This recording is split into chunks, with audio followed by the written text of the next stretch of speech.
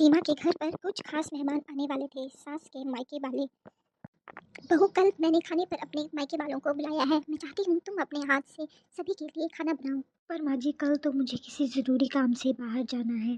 बहू, काम तो बाद में भी होते रहेंगे। तुम्हारी शादी के बाद वो पहली बार तुम्हारे घर आने वाले हैं। सभी तुम्हारे हाथ का खाना खाना चाहते हैं। हाँ, और कुछ खास मेहमान भी आएंगे, इसलिए खाना अच्छे से बनाना। और कौन आने वाला है माँ जी? वो जब कल आएंगे तो तुम्हें पता लग जाएगा। मेरे कुछ पुराने दोस्त हैं। मैं बस ये चाहती हूँ कि तुम अपने हाथों से खाना बनाकर सभी को खुश कर दो। अरे यार, कल तो मैंने अपनी फ्रेंड के साथ शॉपिंग का प्लान बनाया था।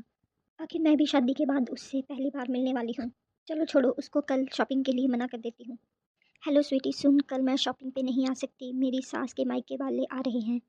मुझे उनके लिए खाना बनाना है। अरे यार, तू शादी के बाद कितना बदल गई है। कहाँ तो पहले बिंदास लड़की हुआ करती थी, अब यहाँ इन घर परिवार के चक्रों में पड़ी है। तूने कभी अपने मायके में खाना बनाया? अरे यार, मैं क्या करूँ, इतने सारे लोगों का खाना बनाने के लिए पूरा दिन लगेगा। अब ससुराल में रहकर थोड़ा बहुत काम तो करना ही पड़ेगा। तू ऐसा कर, कल ऑनलाइन ही खाना ऑर्डर कर लेना।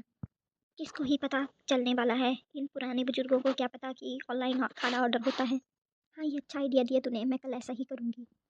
चल फिर कल मिलते हैं। बहू, मैं सत्संग सुनने जा रही हूँ। तुम अच्छे से खाना बना लेना। वो माँ जी, मुझे मार्केट जाना था, मुझे मार्केट से कुछ सामान लाना है। पर बहू, इतना खाना बनाने में तो समय लगेगा। अभी मार्केट जाओगी तो खाना कब बनाओगी? कल चली जाना। माँ जी, खाना बनाने के लिए भी कुछ सामान नहीं है घर में, तो मैं जा आती हूँ, 1 घंटे में वापस आ जाऊँगी। ठीक है बहू, जाए आओ। मैं तो शाम को ही आऊँगी, तो जल्दी जल्दी खाना तैयार रखना। अरे यार, आज तो मज़ा ही आ गया शॉपिंग करने का, और आज तेरी शादी की पार्टी भी मिल गई। हाँ यार, इतने दिनों के बाद मिले, मुझे भी बहुत मज़ा आया। हम थोड़े थोड़े दिनों बाद ऐसे ही पार्टी और शॉपिंग कर लिया करेंगे। अरे 6 बज गए, तुझे तो घर भी जाना था ना, तूने तो पूरा दिन शॉपिंग में ही लगा दिया। अरे हाँ, मैं तो भूल ही गई थी। हे भगवान, अब मैं क्या करूँगी? करना क्या है, ऑनलाइन खाना मंगवा ले, जब तक तू घर पहुँचेगी खाना भी पहुँच जाएगा। अरे यार, मैंने तो इस महीने का सारा घर खर्च ही शॉपिंग में ख़त्म कर दिया, अब मैं पैसे कहाँ से दूँगी? पति से भी पैसे नहीं मांग सकती, सुबह ही तो उनसे पैसे लिए थे। सुन स्वीटी, तेरे पास कुछ पैसे हैं तो मुझे दे दे, मैं तुझे 2-4 दिन में वापस कर दूंगी। अरे यार, पूरे पैसे तो शॉपिंग में लगे हैं, अब मेरे पास पैसे कहाँ होंगे? तुझे एक आइडिया दूँ? हाँ बोल। पास ही भंडारा लगा है, वहाँ से खाना पैक करा के ले जा, किसे ही पता लगेगा।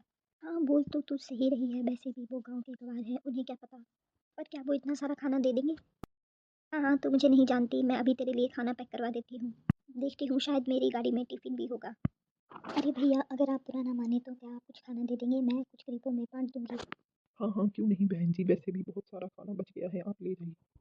ले, मैं तेरे लिए टिफिन भर के खाना ले आई, अब इतने खाने में तो तेरा गुजारा हो जाएगा ना?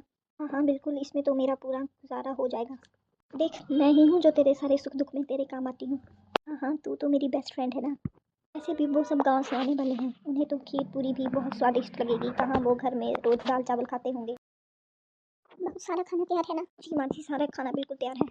ठीक है, सारे मेहमान आते ही होंगे, कुछ और मेहमान आने हैं, उनका वेट कर लेते हैं। माँ जी, हमारा डाइनिंग टेबल छोटा सा ही है, आप ऐसा कीजिए, खाना खिलाना शुरू कर देते हैं। बहू, वो कुछ खास मेहमान हैं। कोई बात नहीं माँ जी, वो भी खाना खा लेंगे। चलो ठीक है बहू, तो खाना परोसना शुरू करो। अरे वाह बहन, खाना तो बहुत स्वादिष्ट है, ऐसा लग रहा है जैसे मंदिर जाके भंडारे का खाना ही खा लिया। अरे हाँ भाई, मेरे बहू के खाने का स्वाद ही ऐसा है। पर बहू, ये खाना हूबहू भंडारे के जैसा कैसे बन गया? वो बस माँ जी, मैंने वीडियो देख के खाना बनाया ना। अरे वाह, इस खाने से तो भंडारे के खाने की खुशबू आ रही है। अभी ये खाना आपने खुद बनाया है कि भंडारे से ही लेके आई हो? नहीं नहीं देवर जी, ये खाना तो मैंने खुद बनाया है। अभी आप पूरा ना माने तो मैं एक बात कहूँ। जी देवर जी, कहिए। आपकी दोस्त जिस मंदिर के भंडारे से खाना लेकर गई, वहाँ भंडारा मैं ही बांट रहा था। बहू, ये मैं क्या सुन रही हूँ? और आपकी बहन सीमा को खाना बांटने के नाम पर मुझसे ही खाना लेके गई थी। हे भगवान, ये लड़की तो मेरी इज्जत हसाई करके ही मानेगी। मुझे माफ़ कर दीजिए माँ जी। मामा मामी जी, मुझे माफ़ कर दीजिए। वो मैं अपनी दोस्त की बातों में आकर अपना कर्तव्य भूल गई थी। वो मैं शॉपिंग करने में इतना बिजी हो गई थी कि मैं भूल गई। अरे बहू, अगर तुम्हें खाना नहीं बनाना था तो मुझे बता देती, मैं खाना खुद ही बना लेती। कोई बात नहीं बहन, भंडारे का खाना तो भगवान का प्रसाद है। हाँ बहन जी, हमें तो घर में ही भगवान का प्रसाद मिल गया। सर, आप कितने समय बाद मेरे घर में आए थे। मेरा फर्ज बनता था आपको कुछ अच्छा खिलाने का, आपकी खातिरदारी करने का। पर माँ, इसमें आपकी भी गलती है। अभी अभी नई नई आई हैं, इन्हें जिम्मेवारियाँ संभालने की आदत नहीं है। आपको इनकी मदद करनी चाहिए थी और यहाँ रहकर इनके साथ काम करना चाहिए था। नहीं माँ जी, गलती मेरी है, मैं अपनी दोस्त की बातों में आकर अपनी जिम्मेवारियाँ भूल गई। अरे अब कौन आ गया? बहू जाओ, जो मेहमान बच गए हैं वो भी आ गए, जाके दरवाज़ा खोल दो। अरे मम्मी पापा, आप यहाँ? हाँ बेटी, तुम्हारी सास ने हमें खाने पे बुलाया था। वो तुम्हें सरप्राइज देना चाहती थी, इसलिए हमने तुम्हें नहीं बताया। जी जी, हम बिल्कुल सही समय पर आए हैं और हमने इसको बहुत ही अच्छा सरप्राइज भी दे दिया। देखिए ना, कितना अच्छा खाना बनाया है आपकी बेटी ने, भंडारे से खाना उठा कर ले आई है। सीमा, ये मैं क्या सुन रही हूँ? शॉपिंग करने में इतनी ज़्यादा बिजी हो गई कि घर का खाना बनाना ही भूल गई। शायद इसे पता नहीं था ना, इसे लगा मेरे भाई भाभी ही आने वाले हैं, गांव के लोग हैं, तो इसने भंडारे से ही खाना लाकर हमें खिला दिया। इसे पता होता कि इसके मम्मी पापा आने वाले हैं तो शायद अच्छा खाना बनाती। सीमा बेटा, मुझे तुमसे यह उम्मीद नहीं थी। चलिए छोड़िए इन सब बातों को, भाभी से गलती हो गई।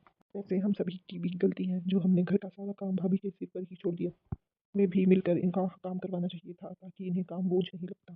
चलो छोड़ो बबुआ, उदास मत हो। ऐसा करो, बाहर से ही खाना ऑर्डर कर दो, आज हम सभी लोग बाहर से ही खाना खाएंगे।